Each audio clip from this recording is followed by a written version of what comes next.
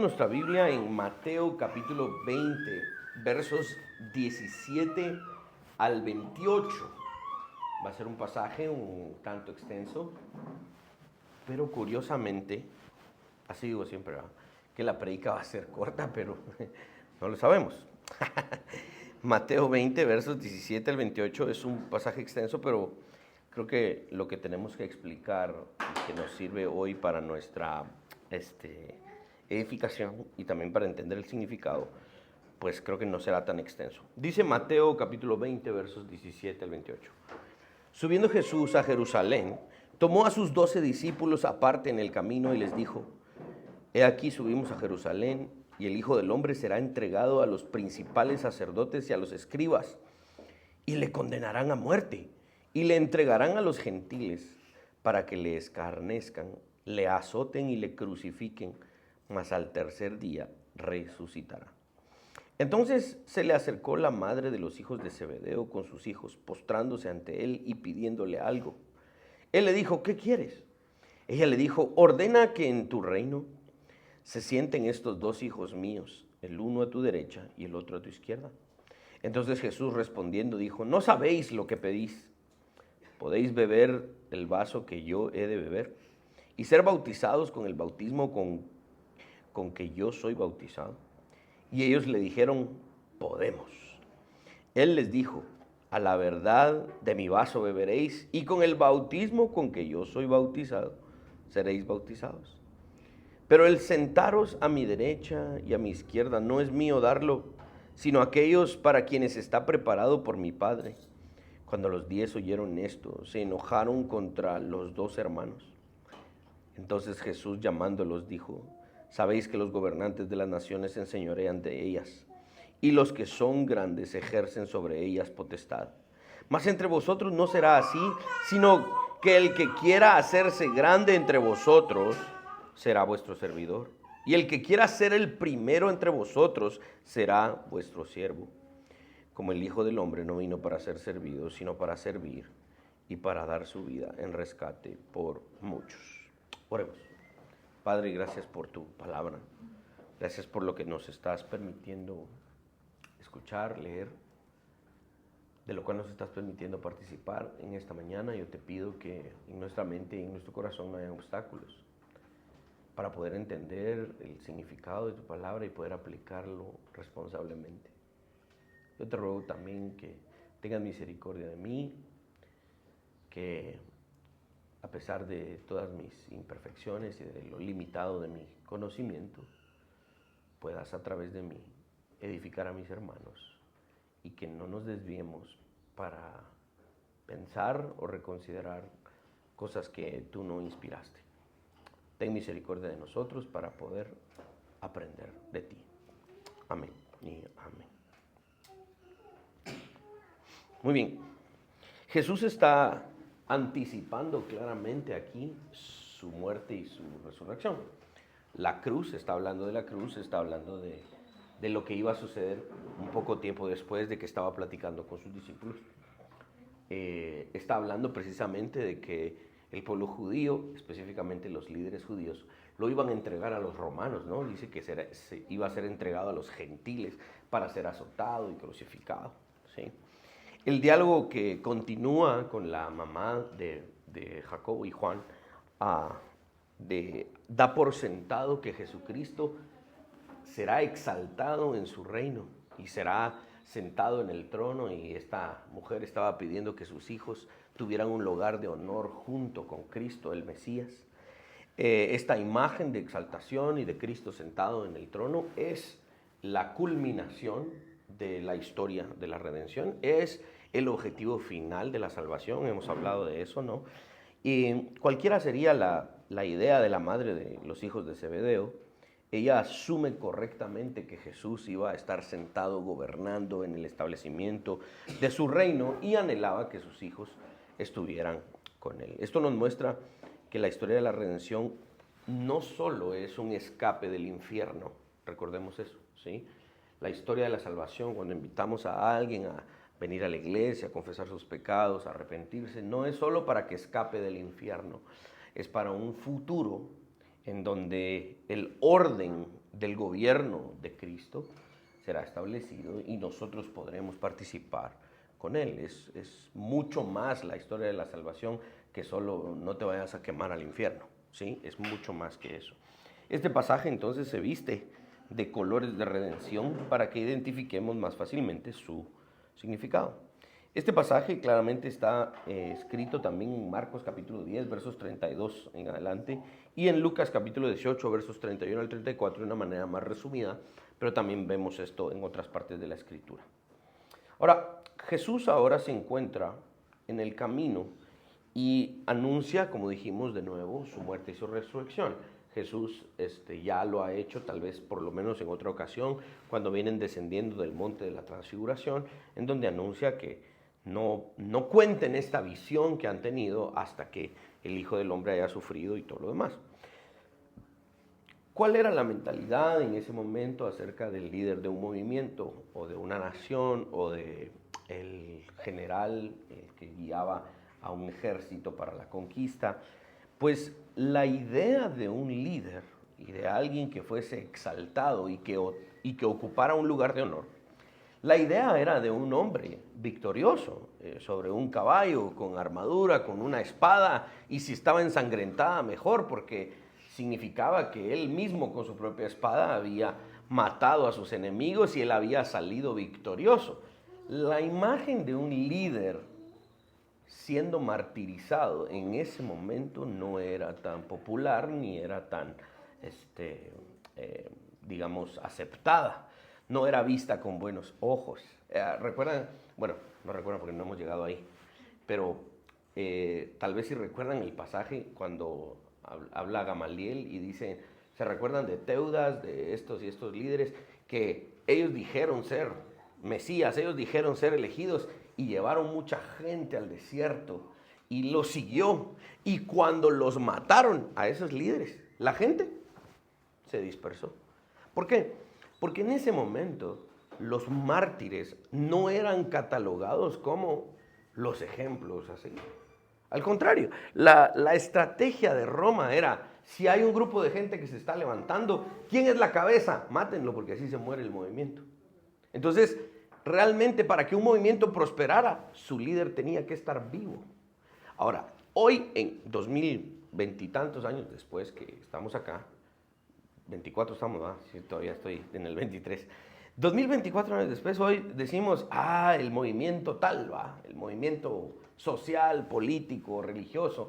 ¿Y quién era su fundador? Tal persona. Y murió y está enterrado en no sé dónde y tiene un monumento. Hoy mucha gente ve a los mártires como algo bueno, ¿no? Y la estrategia hoy se ha utilizado. Hace un par de años, ¿no? El movimiento en contra de la brutalidad policíaca en Estados Unidos para estos dos, ¿cómo se llama? Policías que arrestaron a un negrito que se llamaba George Floyd, ¿no? Y que le tenía puesta la rodilla en el cuello y después el cuate murió. Y entonces todo el movimiento del Black Lives Matter y todo eso en Estados Unidos hizo de George Floyd un mártir, ¿no? Y entonces hoy se utiliza esa estrategia, pero al principio no era así. En este momento, en este contexto en el que estamos viendo, cuando Jesús dice, yo voy a ir a morir, ¿verdad? Para cumplir mi labor y todo lo demás, la gente se rascaba la cabeza y decía, ¿cómo va a prosperar esto si vos estás diciendo que vas a ir a morir? En ese momento, si querías que tu causa avanzara, el que no debía morir era el líder. Él debía prevalecer para asegurarse que el movimiento caminara. Pareciera aquí que Jesús está poniendo de cabeza las cosas y es exactamente lo que está sucediendo. Hoy en día, como les repito, la idea de un mártir ha sido utilizada por muchos movimientos políticos y religiosos para avanzar sus causas, pero en ese momento no era así. Ahora, curiosamente, cómo providencialmente suceden las cosas. Yo al principio cuando leía este pasaje me ponía a pensar, ¿predico solo de estos primeros 2 versos y luego predico del resto? Porque al principio yo no veía la conexión de lo que Jesús estaba hablando con la madre de los hijos de Zebedeo acercándose a pedir esto. Yo no veía mayor conexión en esto. De verdad que me sacó un poco el jugo el pasaje, pero una vez lo entendí, creo que es algo fantástico. La intercesión de una madre frecuentemente era más efectiva que la petición directa de un hombre. Tanto en círculos judíos como en los círculos romanos. Y si vamos al Antiguo Testamento vamos a ver varios de estos ejemplos. ¿Se recuerdan cuando, sí se tienen que recordar, porque si no se recuerdan es porque no han leído su Biblia? ¿Se recuerdan cuando los israelitas conquistaron Canaán y Caleb dijo, yo voy a conquistar ese monte, ¿verdad? Y entonces Caleb conquista, que eran de esta tribu, y la hija de Caleb, que se había casado con uno de los principales hombres, se acerca a Caleb y le dice, Caleb, ¿qué onda, mija? ¿Qué crees? Y la hija le dice, bueno, yo quisiera que nos regalaras las fuentes de aguas que están aquí, este territorio. Esa era una petición del esposo de la hija de Caleb, pero astutamente el esposo de la hija de Caleb manda a la mujer para interceder, porque de alguna manera hay una buena respuesta hacia ellas en estos círculos. Sucedió, por ejemplo, en el tiempo de Eliseo, cuando había hambruna y todo lo demás, y la mujer que ayudaba mucho a Eliseo había huido a otra tierra, y ella cuando regresa ante el rey pide que se le devuelvan las propiedades y el rey responde con benevolencia. ¿Se recuerdan cuando Absalón había huido porque había asesinado a su hermano y estaba exiliado? El general del ejército manda a una mujer sabia para que hable con David al respecto y prepare el corazón de David para que logren hacer regresar a Absalón. El profeta, cuando David estaba a punto de morir y todos ya estaban celebrando que otro de los hijos de David ya era el rey, y entonces el profeta manda a Betsabé y le dice, ve y dile a David que el rey debería ser Salomón. Y Betsabé entra primero y logran su cometido. Esto era algo muy común en el Antiguo Testamento y en aquellas tierras, que una mujer intercediera por hombres y que éstas tuvieran una muy buena respuesta de aquel a quien le estaban pidiendo. Curiosamente, pasó algo ahorita en el Mundial de Qatar. Yo solo deportes hoy, se nota en mi figura. Pasó algo curioso. Leí un artículo, no sé si realmente sucedió, es probable, pero si sucedió, qué interesante. Si no sucedió, pues qué interesante y de todas maneras este asunto hipotético. Aquí hay una, no sé si... Gracias, don Gilberto, para ver, pasen adelante. El equipo de... ¿Quiénes fueron los que quedaron en cuarto lugar? Marruecos, ¿verdad? Marruecos quedó en cuarto lugar en el Mundial de Qatar. Es el primer equipo africano que llega tan lejos en un mundial, ¿no? Leí un artículo en donde el director técnico, el entrenador, estaba teniendo problemas con los jugadores. Se estaban peleando unos con otros, esto y lo otro. Y el director técnico tuvo una idea y mandó a traer a las mamás de todos los jugadores, los que tenían mamás todavía, ¿verdad? Y todas las mamás de los jugadores llegaron ahí a donde estaban concentrados entrenando en Qatar. Y les pidió a todas las mamás que cocinaran la comida favorita a sus hijos y que les hablaran para que tuvieran una mejor actitud y pudieran trabajar y que no sé qué. Y el artículo dice que las mamás de los hijos, las mamás de los jugadores de la selección de Marruecos llegaron, hicieron eso, cocinaron para sus hijos, le dijeron, mi hijo, tranquilo, hombre, ¿verdad? O tal vez algunas agarraron la chancleta y lo empezaron a pegar, no sé. Pero la cosa es que las mamás lograron calmar a los jugadores y según el artículo dice que el entrenador tuvo obviamente un mejor rendimiento de todos los jugadores y llegaron tan lejos en el Mundial, ¿no?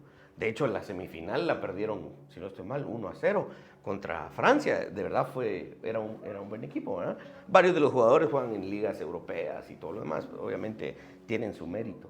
Pero es interesante esta figura, ¿no? En el Medio Oriente parece ser algo pareciera ser algo muy común e incluso hoy todavía. Las mujeres tienen cierta forma de pedir las cosas que los hombres terminan diciendo que sí. Dios las hizo más inteligentes a veces que nosotros. Miren, algunas veces las madres lograban obtener ciertas peticiones que los hombres por sí no podían. Podría ser que esta madre estuviera pensando en el futuro de sus hijos, ¿no? En el futuro de Juan y Jacobo, y estuviera pensando en que el rey, este es el verdadero rey, cuando este triunfe, ojalá que tenga en cuenta a mis hijos, y no solo sea benevolente con ellos, sino que les dé un lugar de honor. Porque le está pidiendo que cuando te sientes en el trono de tu reino, que estos dos mis hijos se sienten a la derecha y a la izquierda. Esta madre tenía claro quién daba las órdenes en este reino, ya que le pide a Jesús que ordene, es decir, que nadie ponga en disputa que estos dos hijos de ella fuesen principales con él. En todo caso, esta madre estaba pensando en términos de honor, poder y autoridad, y no en términos de lo que realmente Jesús dice que el poder es, que la autoridad es, el servicio. La madre no estaba pensando en que sus hijos sirvieran, la madre estaba pensando en que sus hijos tuvieran poder. Calvino es un tanto más duro en sus comentarios sobre este pasaje, y él dice que realmente esta era una petición de los hijos, yo creo que es cierto, y que estos estaban pensando en términos de ambición, la cual debe ser acusada, decía Calvino. Es probable. A esta petición, Jesús responde directamente a los hijos. Si se dan cuenta en lo que leímos, no responde a la mamá, responde a los hijos. La mujer se acerca a pedir, pero inmediatamente Jesús empieza a hablar con ellos. Como quien dice, no me van a engañar. Sí, ustedes quisieron que su mamá me suavizara, pero con ustedes voy a tratar. Y se habla directamente con los discípulos, mostrando realmente que ellos eran los que estaban pidiendo, y Jesús responde de una manera en la que demuestra que lo que estos estaban pidiendo no se imaginaban la magnitud de lo que estaban pidiendo. Jesús les dice, ustedes no saben a lo que se están metiendo, no saben lo que me están pidiendo. Aquí creo que a todos nos ha pasado esto. Han habido cosas que hemos querido y hemos buscado, y cuando las obtenemos nos damos cuenta que esto era más complicado de lo que yo me imaginaba. Hay algunas anécdotas que quiero yo introducir aquí, creo que nos pueden servir. Una vez en una iglesia hubo un hombre que empezó a pedirle al pastor, déjeme predicar, hombre. Déjeme predicar. Y él quería predicar, a puro tubo. Y el pastor le decía, mira, no estás preparado, mira esto y lo otro. Y él quería, hasta que el pastor un día se cansó y le dijo, pasa a predicar, pues. Y le dio una fecha, y le dio un día, y le dio de qué predicar y todo lo demás. Y este hombre creía poder hacerlo. Recuerdo que esta es una anécdota verídica, no es algo ficticio. Y este hombre pues finalmente llegó al púlpito, y cuando quiso abrir su boca para empezar a predicar, se puso tan nervioso que no pudo hacerlo. Se quedó callado durante tanto tiempo que el pastor y otros hermanos tuvieron que subir y hablar con él y bajarlo y sentarlo, y el pastor tuvo que retomar el tema de la predicación. El hombre quería con muchas ganas predicar, pero realmente no sabía lo que eso implicaba. Una vez, otra anécdota que nos puede servir tal vez para entender esto, es que me llamaron para tocar en un restaurante con ciertos músicos, y yo dije, qué bueno, yo sí puedo, no sé qué. Y cuando llegué, me llamaron para tocar, pero mira vos, no hay ensayo. Aquí está el listado de las canciones, aprendételas. Y yo me las aprendí, digamos, según yo. Y cuando llegué a tocar, pues obviamente estos músicos eran mucho más experimentados que yo, tenían mucha más capacidad que yo, y en ese momento estábamos tocando y de repente, no, mira, está mal la tonalidad, cambiemos a tal tonalidad. Y yo, perdido, y hice un terrible trabajo. De buena onda, me pagaron, ¿verdad? Pero realmente hice un mal trabajo. No sabía a lo que me estaba metiendo en ese momento. Recuerdo la primera vez que me ofrecí para ayudar a cargar la caja de un muerto, cuando estábamos en el entierro. Dije, ya me creía que tenía la suficiente edad, ¿verdad? Y me metí a cargarla. Por baboso, no sabía cuánto pesaba, ¿verdad? Porque terminé golpeado, ya no aguantaba, tuve que pedir que alguien me ayudara a cargarlo, ¿no? La primera vez que dijimos tengamos un hijo, ni había nacido el niño y nos dimos cuenta que nos estábamos metiendo a algo bien complicado. Y después dijimos tengamos otro. Hay veces que no sabemos a lo que nos estamos metiendo. Esto es lo que Jesús le está diciendo a los apóstoles. No saben lo que están pidiendo. Procede entonces Jesús a hacer preguntas correspondientes para responder a esta petición. Dice en el verso 22, ¿pueden ustedes beber del vaso que yo he de beber y ser bautizados con el mismo bautismo con que yo soy bautizado? Estos hombres dijeron, sí podemos. ¿Sí? Diciendo que estaban dispuestos y que tenían la capacidad de enfrentar las implicaciones de lo que esto significaba. Cuando estos hombres responden, sí podemos, Jesús pasa a explicar dos cosas. ¿Sí? Verso 23. A la verdad de mi vaso beberéis, y con el bautismo que yo soy bautizado, seréis bautizados. Otras versiones utilizan acá, en vez de la palabra vaso, utilizan la palabra copa. ¿Sí? La copa en el lenguaje bíblico del Antiguo Testamento generalmente es una imagen del juicio de Dios, del castigo de Dios, de la ira de Dios que provoca sufrimiento o muerte. ¿Sí? Este lenguaje, que en alguna medida es metafórico, no hablaba de que Jesús estaba sentado en la mesa y del mismo vaso donde él estaba bebiendo agua o vino, los discípulos también estaban bebiendo. No, Jesús está haciendo referencia a algo más. Y está haciendo referencia a dos cosas: los sufrimientos que Jesús padecería y su muerte. ¿Sí? Jesús estaba haciendo referencia a que los discípulos que dijeron que sí estaban dispuestos, padecerían estas dos cosas. Esto es consistente entonces con el inicio del pasaje. Cuando Jesús dice, vamos a Jerusalén, porque allí me van a hacer sufrir y me van a asesinar. Este lenguaje que estamos leyendo acá habla precisamente de eso. Jesús está diciendo, no solo yo, ustedes también. Los discípulos participarían de estos padecimientos y la muerte por causa del reino de Dios. Pedir reinar con Cristo, ojo, pedir reinar con Cristo es pedir sufrir y morir con Él y por Él. Por eso es que Jesús le estaba diciendo a la mamá, y más que a la mamá, a estos dos discípulos seguros, porque no saben lo que están pidiendo. ¿Queremos reinar con Cristo? Vamos a sufrir y morir con Él y por Él. De verdad que no sabían, pero de todas maneras se les concedió. De hecho, Jacobo es el primer mártir en la historia de la iglesia. Cuenta la tradición que él estaba en uno de los edificios del templo, probablemente muy alto, en un tercer o cuarto piso, y cuando estaba debatiendo con algunos líderes judíos, lo condenaron a muerte allí mismo, no soportaron los argumentos de Jacob, y con un palo de madera, lo que tal vez para nosotros sería un bate, con alambre, con materiales puntudos, le pegaron en la cabeza y lo dejaron caer de esa altura del templo. Fue el primer mártir de la iglesia cristiana. Y de Juan sabemos los terribles y grandes sufrimientos. Algunos creen que fue hasta sumergido en un recipiente grande de aceite hirviendo.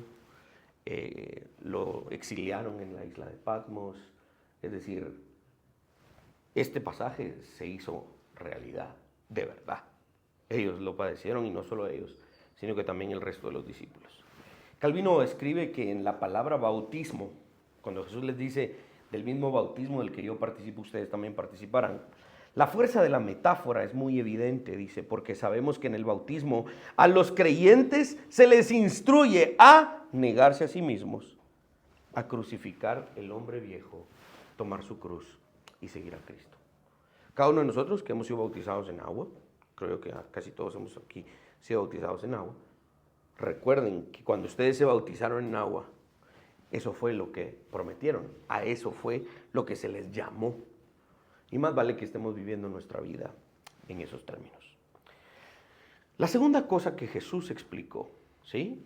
Es en el mismo verso 23 fue que el sentaros a mi derecha y a mi izquierda no es mío darlo, sino a aquellos para quienes está preparado por mi Padre. Esto significa que en efecto habrá lugares de honor en el reino de Dios cuando éste esté establecido, pero estos honores son concedidos no porque la señora madre los haya pedido, no porque ciertas personas tengan méritos en términos de salvación, sino que estos lugares de honor serán concedidos como una prerrogativa absoluta del Padre. Probablemente esta es una de las cosas que el Padre tiene en su sola potestad y ha decidido no revelárnoslas. La petición de sentarse a la izquierda y a la derecha del rey sugería estar muy cerca del rey, ser parte del círculo íntimo del rey. Por lo tanto, eran posiciones de mucho poder, autoridad y también prestigio, compartiendo el prestigio con ese rey. Tales posiciones incrementaban en poder, en autoridad, en riqueza, conforme aumentaba el poder y la riqueza y el dominio del rey con quien estaban en asociación. Esto provoca indignación en los otros 10 apóstoles, ¿sí? Y aquí entonces vemos una disputa entre ellos y probablemente no muy pequeña. Pareciera ser que desde el capítulo 18 que Mateo está hablando del comportamiento de los discípulos y la enseñanza de Jesús, vemos varias de estos momentos en donde hay tensiones entre ellos y empiezan a discutir, ¿no? Dice que aquí provocó esta indignación entre ellos. Jesús entonces aprovecha esta disputa, esta indignación, para enseñar cómo es que realmente funcionan las cosas en el reino de Dios. Jesús procede a establecer un contraste claro entre la forma en la que funcionaba el primer siglo con los gentiles en lugares de honor y de poder, los romanos, ¿no? Y también dentro de los círculos judíos con todo este liderazgo de las diferentes sectas, siendo ellos los que tenían el lugar de honor. ¿Cómo funciona ese sistema allí? Pero ¿cómo realmente funciona el reino de Dios en cuanto al honor y a la autoridad y el poder? Jesús hace el contraste claro y dice que los que tenían puestos de honor en ese momento hacían uso de su poder y su autoridad, su riqueza, para someter a todos aquellos que estaban debajo. Dice que los gobernantes de ese mundo, de ese primer siglo, se enseñoreaban de las naciones, ¿sí? Y a quienes se les consideraba como grandes en ese momento eran aquellos que tenían el lugar de honor y lo habían adquirido ¿cómo? Por medio de la fuerza, por medio de la violencia, por medio de oprimir y subirse sobre otros. Estos grandes en el primer siglo se aferraban a su puesto por medio de todas estas violentas acciones y oprimían a los que estaban debajo de ellos. En términos generales, los judíos consideraban a los reyes paganos aún más hostiles y violentos que a los mismos reyes de Israel que habían sido malos. La misma nación judía en todo el periodo de la monarquía había tenido reyes muy malos y algunos buenos, ¿no? Tristemente los malos habían sido más abundantes. Los judíos sabían eso, pero ellos veían a los reyes gentiles, a los paganos, a los cuales habían estado bajo el dominio de ellos durante estos últimos 400 y tantos años, desde el periodo del silencio e incluso antes en el exilio. Los veían como aún peores que los reyes malos en Israel. Ahora, Jesús dice, ¿ustedes ven esto? ¿Ustedes saben cómo es el César? ¿Ustedes saben cómo son los procónsules? ¿Cómo se comportan las legiones romanas y los soldados romanos? ¿Ellos son así o no? Y todos, obviamente, vivían en esa realidad, en donde los grandes, los que tenían puestos de honor, oprimían. Por el contrario, dice Jesús, en el reino de Dios no es así. Aquel que desee ser grande o tener un puesto de honor. Debe ser vuestro siervo. Vean aquí la figura radical. Hemos estado tan acostumbrados a este lenguaje evangélico que ya no nos provoca mayor momento de aprendizaje.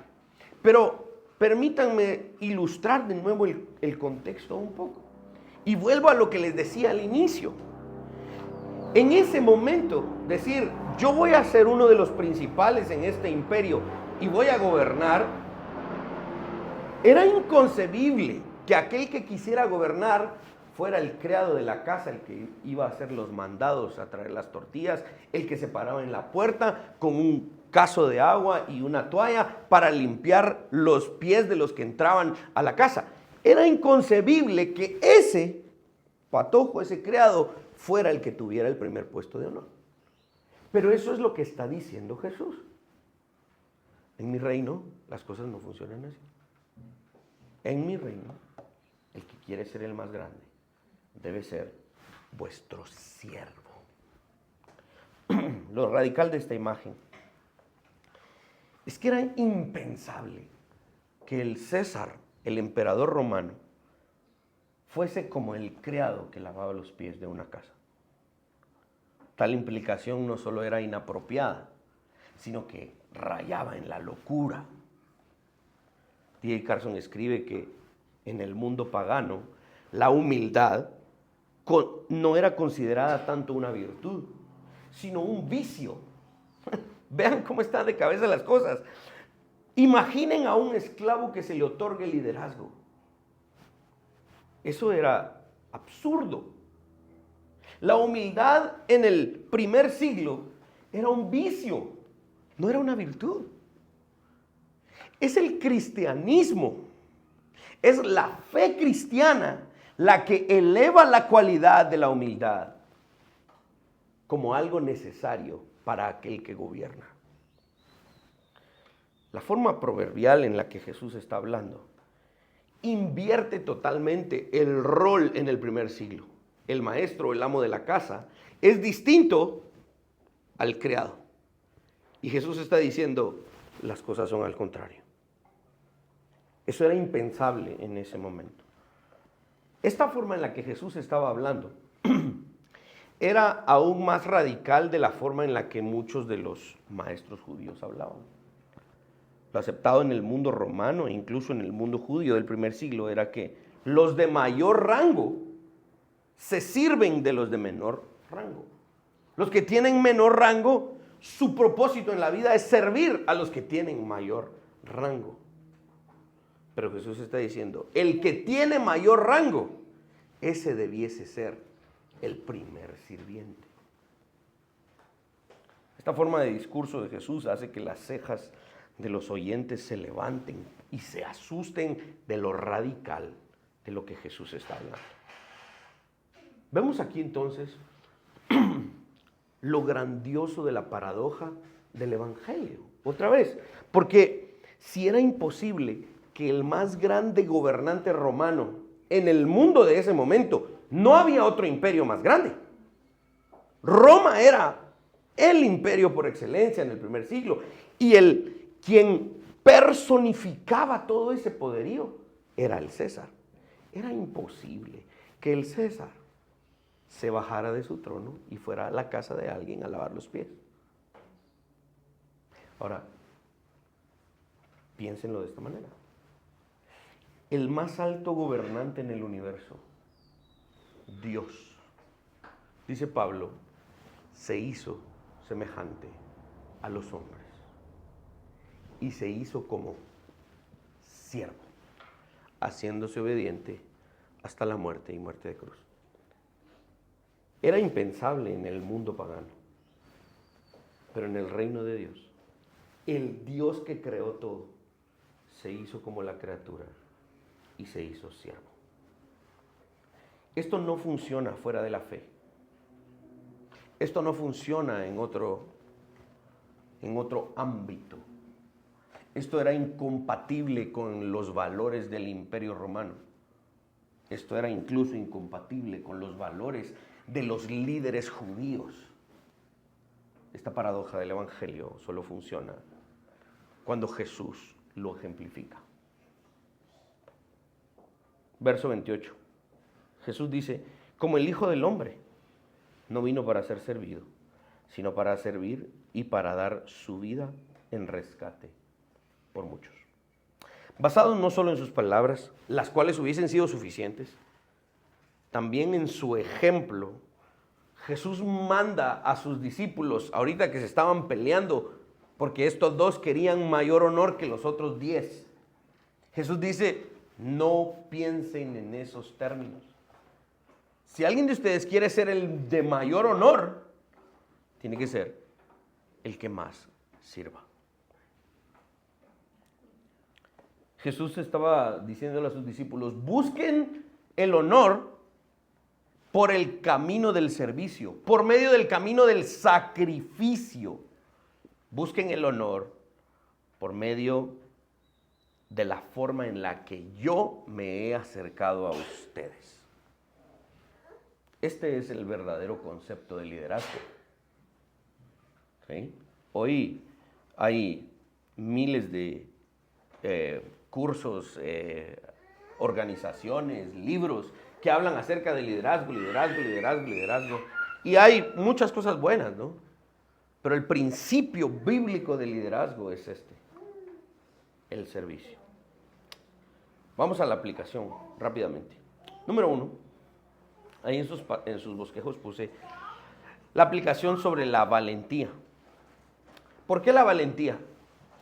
Qué gran valentía la de nuestro Señor Jesucristo, que al saber con certeza que iba a morir en la cruz, al saber con certeza que lo iban a azotar, que lo iban a escarnecer, que le iban a hacer daño físicamente y a otros niveles, a manos de pecadores, a pesar de que él sabía que ahí lo iban a crucificar, no se desvió, sino que siguió caminando hacia Jerusalén. Eso es valentía. Este pasaje puede ser un llamado a la valentía a los creyentes, hoy a nosotros, a que entendamos que el sufrimiento va a llegar. De nuevo, por eso es tan importante ir predicando pasaje por pasaje. Creo que en estos últimos 2 o 3 domingos hemos hablado acerca de esto. El sufrimiento va a llegar. No le tengamos miedo. Vamos a sufrir. De verdad que luché bastante en mi mente y decidí no hacerlo, pero cuando podamos, volvamos a escuchar aquí en el canal de YouTube de nuestra iglesia. Hay un video sobre el tema de la teodicea o de la justificación divina para el problema del mal. Y el mal se puede definir de varias maneras. Algunos lo dividen en el pecado como maldad moral y la maldad en el sentido del sufrimiento, ¿no? C.S. Lewis y otros autores hablan acerca de esto. Y hablábamos de que si Dios es bueno, si Dios es grande, si Dios es perfecto, ¿por qué permitió el sufrimiento?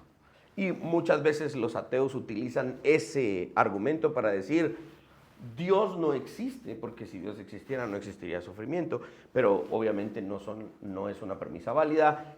Busquen de nuevo ese video, o se los puedo compartir otra vez, para que veamos que el seguir a Cristo no es una vida carente de sufrimiento y que en algún momento nos va a tocar en diferentes aspectos. Y más vale que de verdad seamos valientes para enfrentarlo. Porque aquí Jesús no se achicopaló. Jesús no fue pusilánime, no fue miedoso, sino que al contrario dijo, miren, allá me van a matar, vamos. ¿Quién dice allá me van a matar, vamos? No, allá me van a matar, entonces vamos por otro camino. ¿Por qué? Porque buscamos,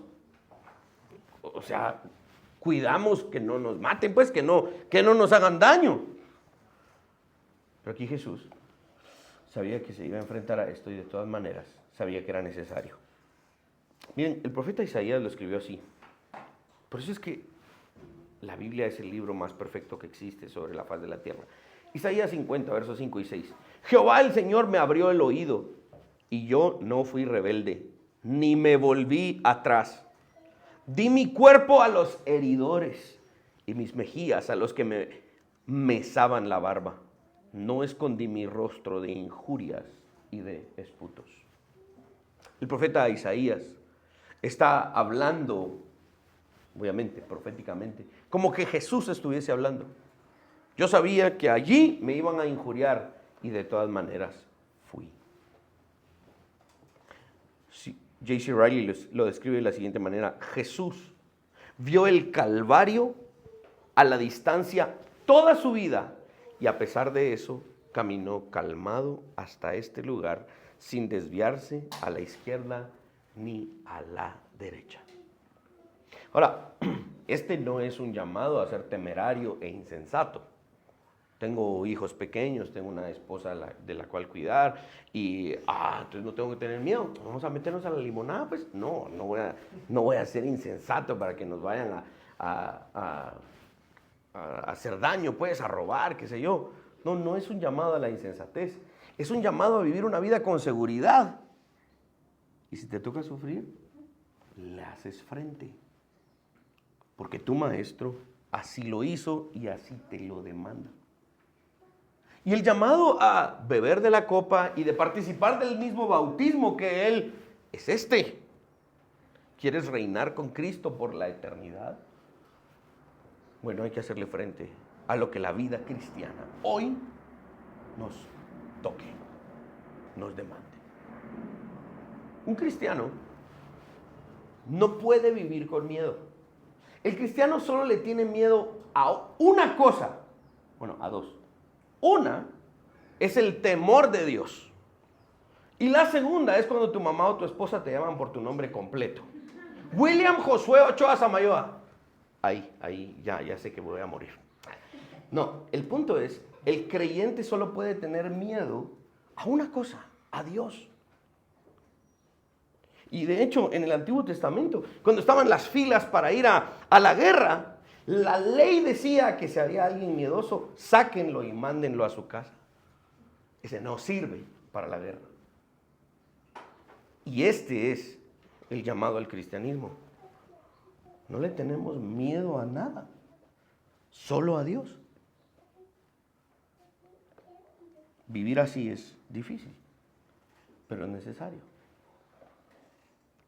La segunda aplicación a la que quiero hacer referencia hoy es, y ahí están sus bosquejos, saber lo que pedimos. ¿Saben por qué? Porque muchas veces no sabemos lo que pedimos. El mismo error que cometieron Juan y Jacobo, lo hemos cometido muchas veces. Específicamente cuando oramos a Dios y pedimos a Dios por ciertas cosas. Si una aplicación puede ser buena en el estudio de este pasaje es tener más cuidado cuando le pedimos a Dios. Tristemente, parece que nuestra boca se desconecta de nuestra conciencia cuando le estamos pidiendo a Dios y no reflexionamos muchas veces en lo que le pedimos a Dios. Gloria a Dios que no se nos concede todo lo que pedimos. Porque hay muchas cosas que pedimos que de verdad serían para nuestra propia destrucción. Que no nos pase lo que le pasó a los israelitas en el desierto. Ya estamos hartos del maná, carne queremos. Vaya pues, ahí está. Y Dios añadió mortandad, dice el Salmo 135, si no estoy mal. Mientras tenían la carne entre los dientes, se atragantaron y se murieron. Porque Dios les dio para su propia destrucción.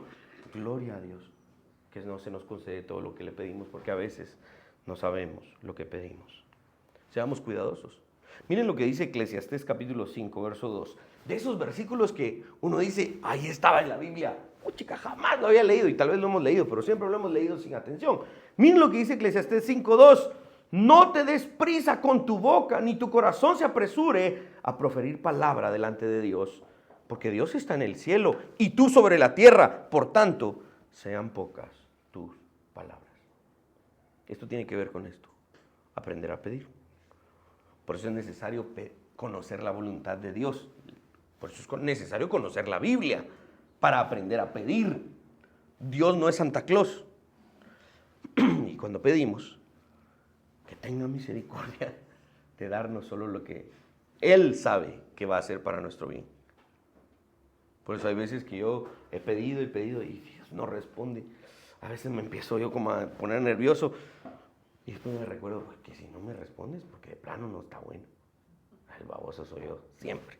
Perdóname, Señor. Ahora, perdóname por estar pidiendo algo que no debería. Y también perdóname por ser baboso, por estar pidiendo estas cosas. Es necesario ponernos a pensar en esas cosas, ¿sí? Por último, la última aplicación que quiero hacer es reflexionar sobre estos dos conceptos, el servicio y el sacrificio. Creo que ahí cometí un error, solo puse un número, pero no puse el punto, y es el servicio y el sacrificio.